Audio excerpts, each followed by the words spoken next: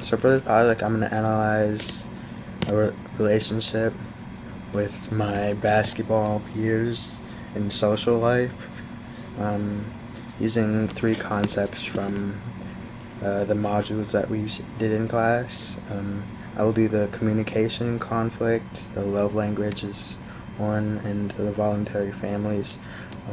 I did these because it's something I definitely do more often, and communication does affect how people understand each other a lot.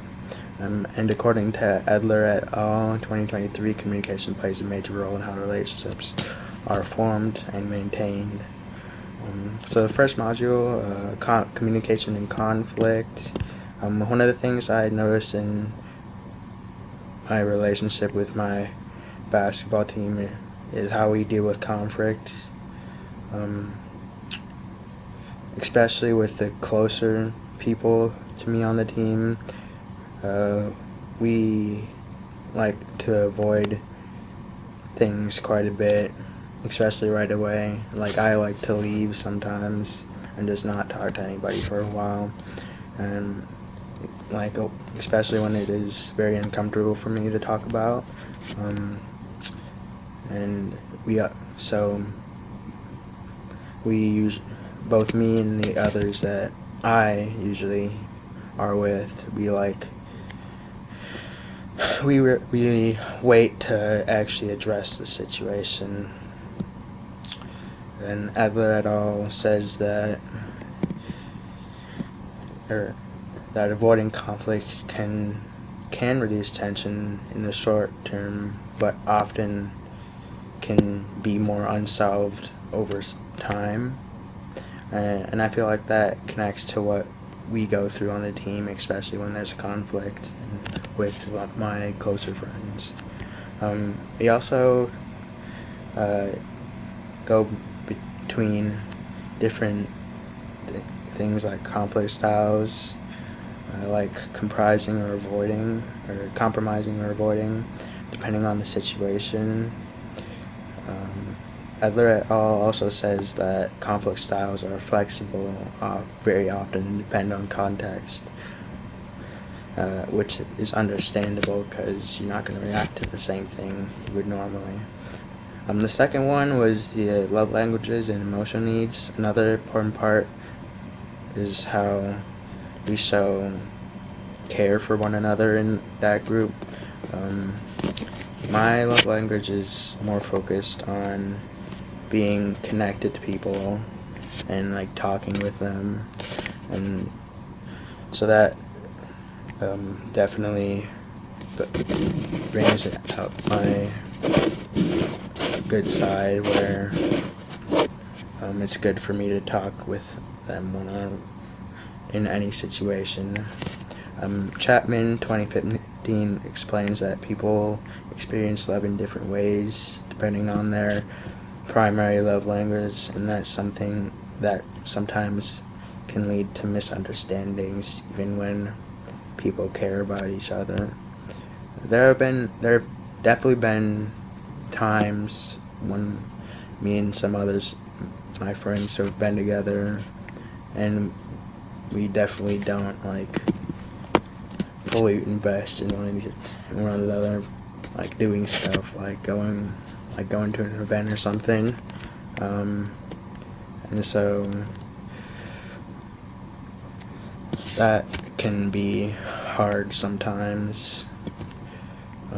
But Adler et al. 2023 also says how perception affects communication, so people don't always interpret messages the way they were actually supposed to be. So understanding love languages, have to understand that people can show how they care in different ways, and overall how they feel about others, or how they like to be talked to or invested in. My third one was voluntary families. This relationship with my teammates fits into the ideas of voluntary families, because it is basically a voluntary family. I'm basically stuck with this team and these guys for throughout college, and it's overall just one big little group that we all have. We usually have shared experiences, like we go out to do events together and everything, and we overall just are together a lot.